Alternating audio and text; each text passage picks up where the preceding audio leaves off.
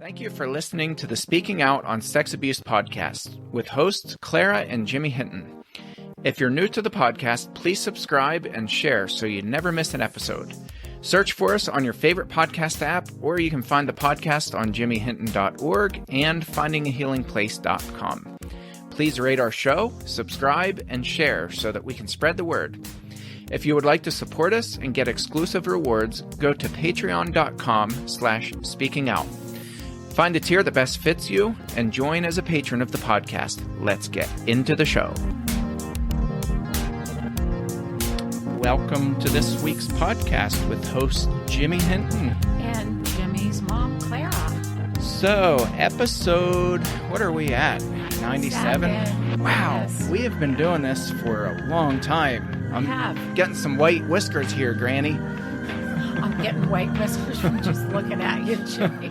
I mean, we look across from each other here all the time, and yeah, it's I don't know. It's been fun though. I enjoy doing the podcast, and we love our patrons. We love all of you guys, all of our listeners who support us too. It's just a lot of fun. We like doing this for people. It is good, and it gives me time to get to know you better. Think of it that way. I know. You're bringing a tear to my eye. I know. I knew I saw a trickle. There you go. It's trickling. So today we're going to talk about the lack of support, lack of a supportive community versus having a supportive community and what that looks like, because I think that's so important. And I was just sharing with you yesterday, I think I said that I had received a message from somebody who was just reaching out and was very desperate and saying that, you know, my church community has abandoned me. Nobody will listen. Nobody cares. And they continue to surround the abuser. And we hear this so often. It's common, sadly. Yeah. Sadly, it's very common. Yeah. So we want to talk about what it looks like for a supportive community versus a non-supportive. And maybe we'll start with the non-supportive community. Okay. So we have a set of notes here, and we're just going to kind of go down through so that we can keep track and go through these one by one. So I'm sure there are a lot more than what we have listed here, but at least this... I think this touches the main ones, Jimmy. Yeah, it hits some of the main ones that we see survivors of abuse deal with on a regular basis. So having a lack of support, first of all, just leaves you feeling very alienated. And, you know, I jotted a note down here and I said it really feels like a separation or a divorce. And that's a very painful thing because, well, I mean, I've not been through a separation or divorce. You have. And there's this sense of failure, I guess, that somehow you failed in the relationship. There is. There's a sense of failure. There's also among friends and sometimes family who saw you as a different person. You're now in a different role. They don't see you quite the same, and they treat you differently also. And Yeah.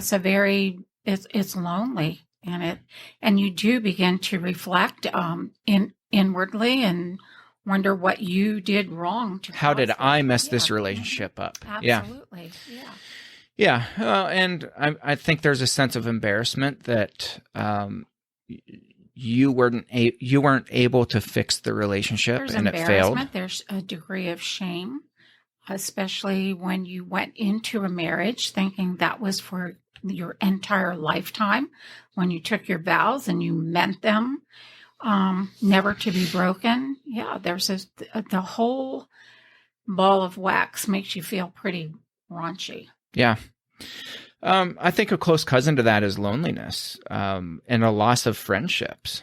So this is especially true in familial and church family settings, where people who you once laughed with and spent time with and shared life together with, you had this really incredibly close bond. And now all of a sudden, they look at you differently. They look at you as if you have some kind of a problem or something wrong with you. And you feel it. You was just thinking 2 days ago how one of my very best friends within the church, there's such an awkwardness now when I see her. She barely grunts hello at me. And I don't know if it's because she thinks I did something wrong or if it's because it's just too awkward for her seeing me as a person by myself now, where she always used to say she was somewhat even jealous of my marriage. Well, there was nothing to be jealous of, obviously, but there's just nothing there now. But on the outside, I think people saw this really put together. They did. Preacher's wife. You were, you were the loving mom, and you had all these kids, and all of us kids were so well behaved. And right. I think people on the outside they saw that, and that's why there was this jealousy issue, because you had the nice house and the 23 acres of land, and you had on the outside, it looked like you had everything. Well, there was a lot of, things that were right, Sure. But unknown to all of us, there were things that were critically wrong too. Yeah. And I think for whatever reason, this friend of mine, we were in each other's homes often, a lot. Our kids grew up together. And now there's just this almost total coolness, like, hi, how are you? And that's it. And it hurts. Yeah. Very much so. There's also a loss of motivation, a loss of drive. And I felt this to a much lesser degree in ministry when our church was going through all kinds of problems. And, people were leaving the church in droves. And, the leadership, we had this very tense relationship among us. And when you see things fall apart, when you see the world that you thought you knew start to crumble around you, nothing makes sense anymore. And you start to feel like that there's this deep sense of a lack of motivation and lack of drive because in the back of your mind, you're like, what's the point? And that's how I felt. And that, again, that was to a much lesser degree. I was not abused. But we just had problems. We had relationship problems. We had governance problems. We had problems with people leaving, and people who we were friends with for years and years and years just look at us and be like, we're out the door, or they wouldn't say anything and they would just leave. And those broken relationships, that lack of a supportive community really, really hurts. Well, abandonment is terrible. Yeah. It really is. It is. It just leaves you lost. You're just very lonely, broken, and lost. Yeah. So when an abused person reaches out and doesn't have support, it's critical to them. It's awful. It just adds on top of what they're already feeling. Yeah. It just adds more grief and more sorrow. Inadequacy is a word that comes to mind. I'm inadequate. Okay. Yeah. When you don't have a supportive community, you feel inadequate. You do. And you're constantly reminded of the things that you did wrong or the things that you pointed out that you shouldn't have. You never should have opened your mouth. Why did you bring this up now? Why did you wait so many years? All the things that survivors hear. You question everything. Absolutely. Yes. Which leads to the next one, feelings of being overdramatic or being overreactive. Maybe I am overreacting.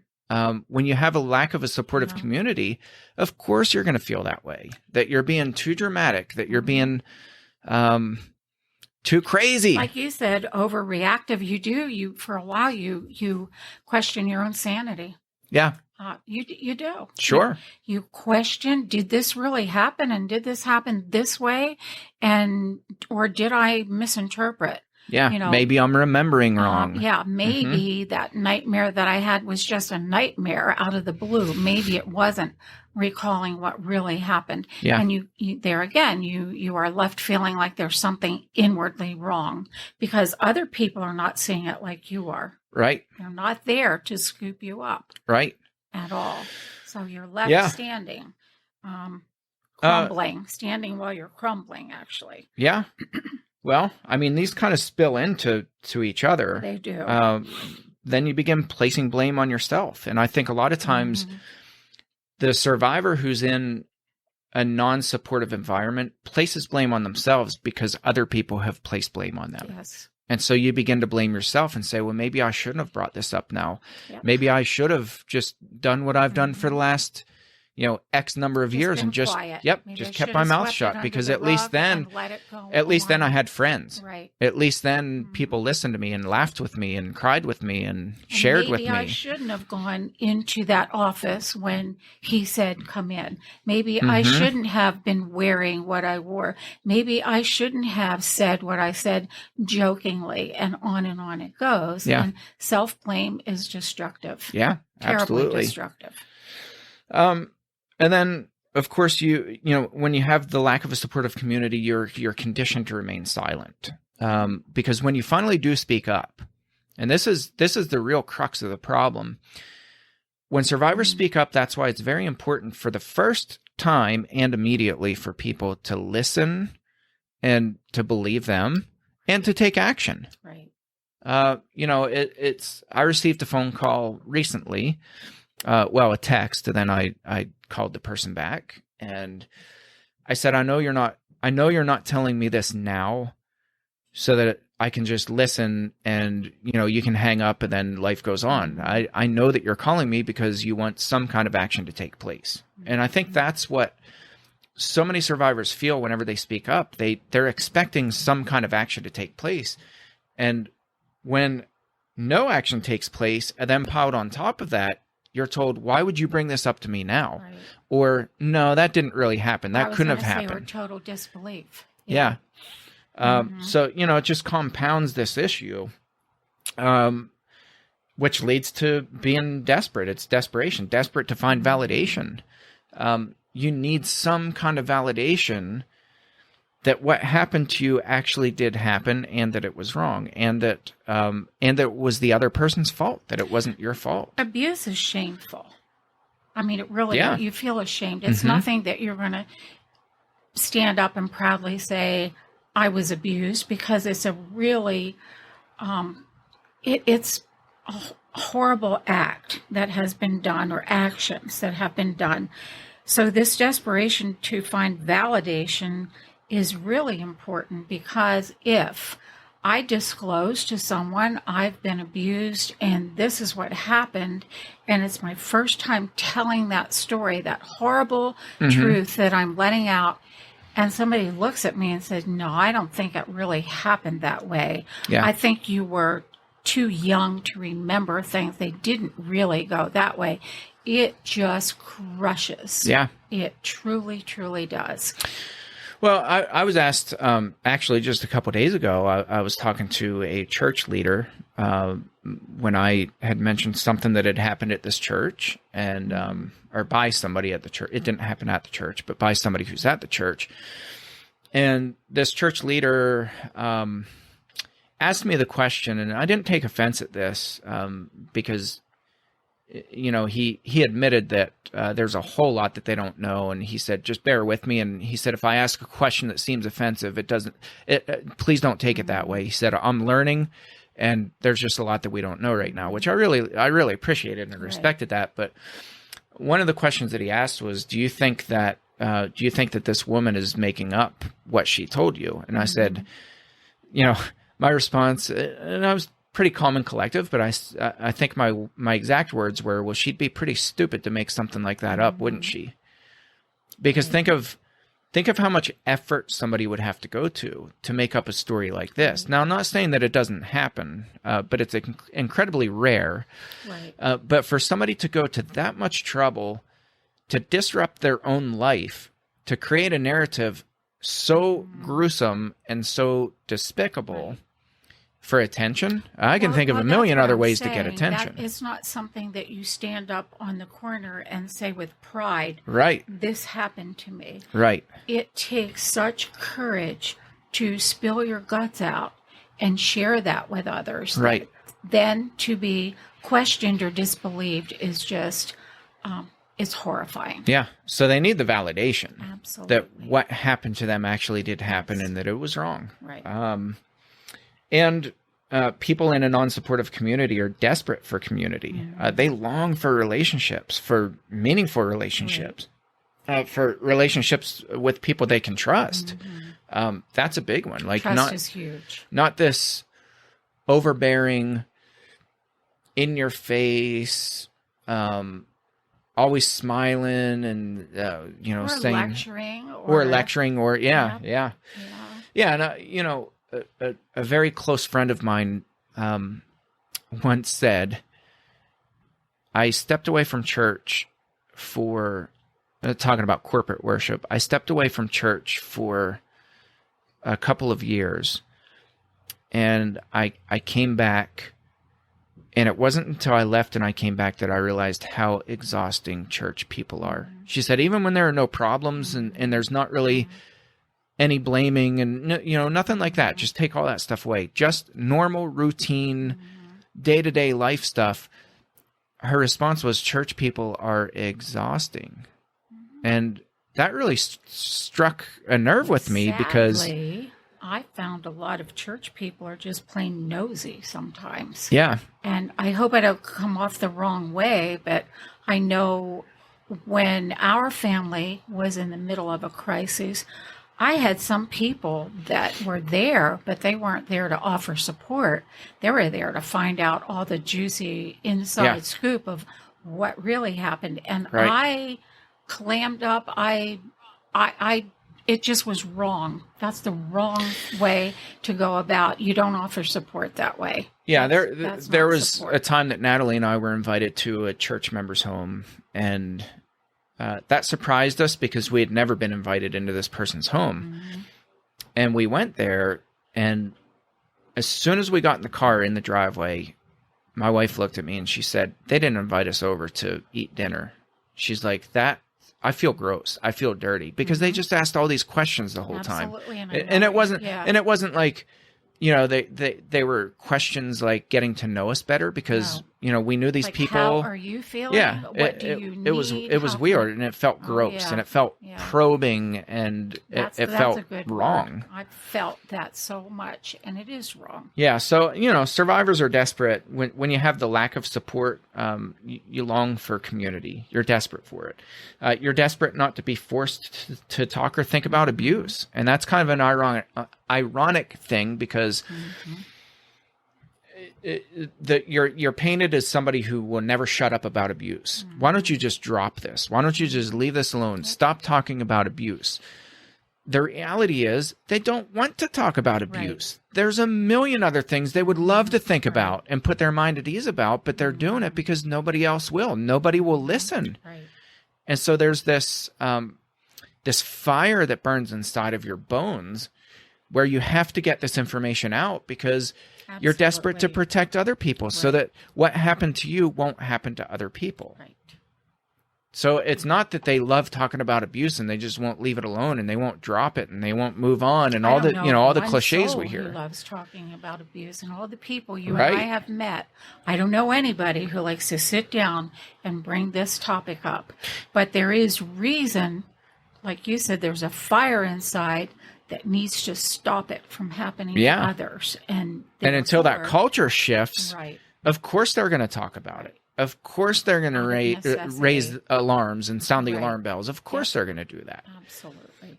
And then finally, we just said that you feel harshly or wrongly judged, and pretty much about everything, where you're the person who you're too opinionated.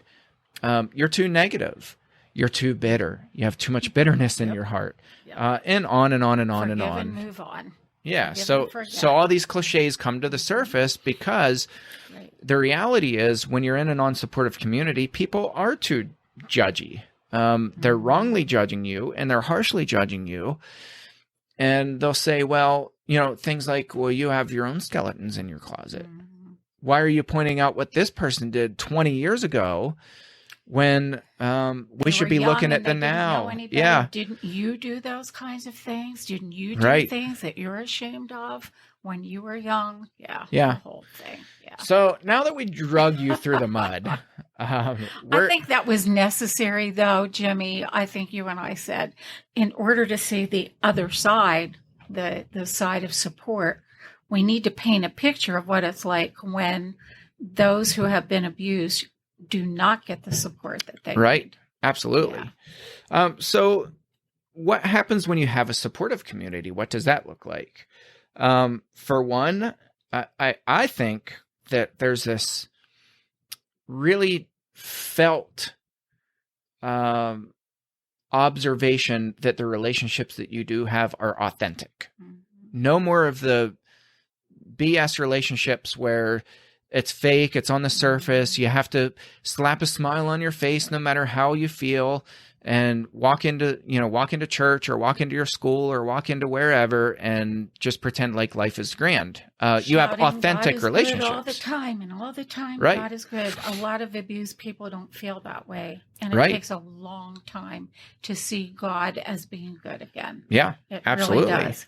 And the truth of the matter is, a lot of people who were abused as children do feel a hatred towards certain people. They feel a bitterness. They've been cheated out of life. And maybe they should feel that bitterness towards somebody. They've been cheated out of their childhood. Look what's been taken from them. Right. And it takes a very long time of building these authentic relationships to get to a place where they can see life as good again. Yeah. And it takes a long time. And it takes a lot of genuine people to surround you to get to that place. And by genuine, I mean those who will just listen to you and love you even when you're being ugly. Yeah. Right. Yeah. Absolutely. Well, spills into the next one, freedom to be yourself. Right. You don't have to pretend anymore. Right. You don't have to pretend that everything's okay all the time.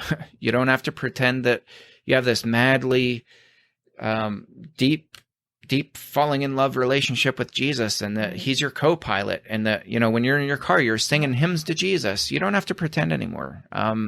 You can be who you are and you can wrestle with God. One of my favorite talks that I've ever heard is by my good friend, Les Ferguson. You know Les. I do know Les. Yes. Les's wife and 21-year-old disabled son in 2011 were murdered on Les's 24 wedding anniversary. They were murdered by his 21-year-old son's abuser, who was a beloved church member. He was like this grandfatherly little guy. So anyway, this lesson that Les tells when he's given his story, his testimony, is that he really identifies with Jacob, who wrestled with God all night long. Right. And he's like, it's okay to wrestle with God. It's okay to feel weak. It's okay to not know who you are. It's okay, like Jacob did, to walk away with a limp for the rest of your life. Sometimes we wrestle with God and we walk away with a limp. And so his book, I'll put a plug in for it, Still Wrestling. Right. It's a book about how he's still wrestling with God. And that's okay. It is okay. And sometimes we're afraid to be okay with that. I often tell myself, I told myself that just this morning, it's okay. You're okay. I don't measure up often to what I'd like to measure up to be. It's okay. I'm trying. And I don't have people surrounding me in my home to tell me that. So I have to tell myself that. And that's okay. It's okay sometimes not to be okay. Absolutely. Yes. And you're empowered in a supportive community. You're empowered to be truthful. You can be honest about everything. Right. I'm not a huge fan of Paul Young's theology. He wrote The Shack, which I love. The Shack. I love the book. I love the movie. His theology, I think, is pretty bizarre with when it comes to like the universalism approach that, it doesn't matter what you've done, you're gonna walk into heaven. That it just doesn't. I'm not a big fan of that. But irregardless, there's a video where he tells his testimony of why he came to write the book and how the book was a metaphor for what was going on in his life. And one of the things that really stuck home with me is that he says he got to a point where he had cheated on his wife and, and just done all kinds of different things and just really screwed up his life. And he said he finally got to a point where he was so far in this abyss of self-pity and just emptiness. There was nobody around him anymore. Nobody was around him. Nobody supported him. And he said, and I deserved it. I deserved every bit of that. And he said, I was standing on this edge and I'm looking into the abyss. And he said, I felt like a little dried flake of, and he used the SH word, but he said, I felt like a little dried flake of SH. And he's like, all it would take How about is the biblical dung, okay. or Greek skubalon, which is the actual slang term for that. Okay. Paul uses that in Philippians. So he feels like this piece of skubalon, right? Okay. And he said, all that it would have taken was just a little light wind to push me into this abyss where all my crap that I've ever done to hurt people was laying in that bottom. And he said, and he said, God rescued me from that. And he said, so I'm at a point now where, he restored his relationship with his wife, and it took years and years and years for that to happen. But he said, I'm at a point where there can be no secrets. There are no secrets for my own accountability, for to really have a relationship with everybody who's close to me, to have that kind of freedom, he said, is liberating, and it feels great. I think when a person has been abused, that's what they're seeking so hard, is that type of relationship where they can speak freely. They can be truthful. And be truthful without those condemning or questioning eyes. Yeah. Without, fear of, if I say this, they're no longer going to like me or be my friend. It's kind of like when our children come to us and they say, I've done something really, really bad. And they're waiting for your reaction. Like, okay, are you going to love me yet? Or are you going to, say, get out of here, go to your room. I don't want to be near you. And of course you outstretch your arms and you say, you can tell me anything. There is nothing that will sever my love for you. Yep. And that's the kind of relationship, friendships, where, those who have been abused are looking for. All of us, absolutely. Actually. Another one, in a sort of supportive community, you're invited to be proactive in protecting others. Instead of saying, well, your abuse is clouding your judgment and, you're just this paranoid person.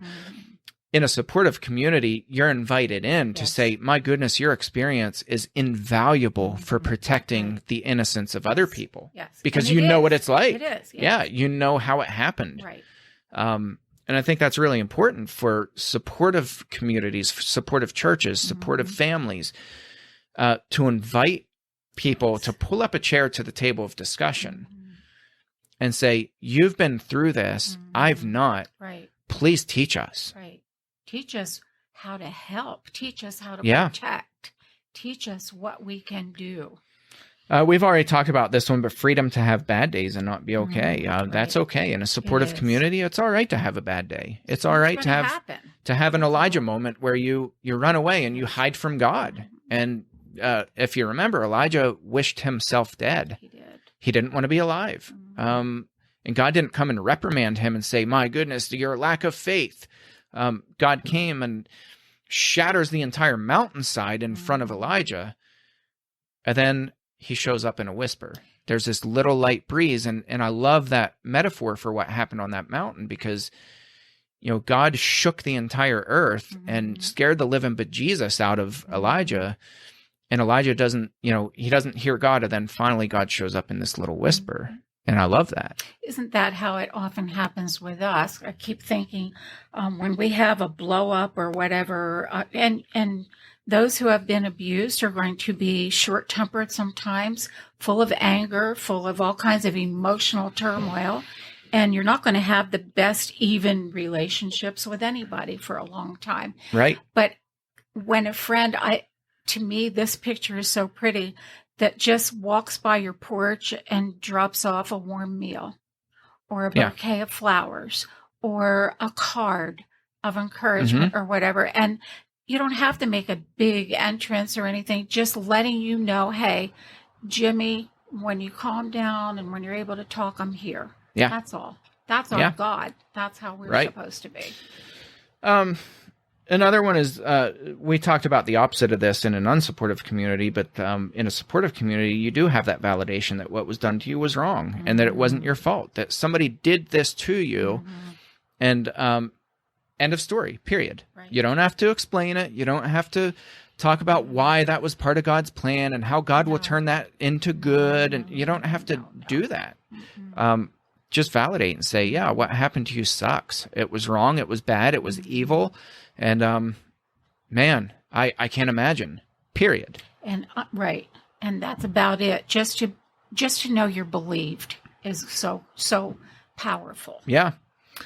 And next to last thing we have here is that comfort, care, and concern are extended in times of crisis. And very similarly to a hospital that has compassionate doctors, not one that comes in and, barks at you. And there's a handful out there like that, but, not those doctors that bark at you for coming in and why did you wait so long? And, you did this to yourself. But in a hospital setting, there's compassion, there's care. There are people constantly monitoring. They're coming in, they're checking on you. They're asking you questions.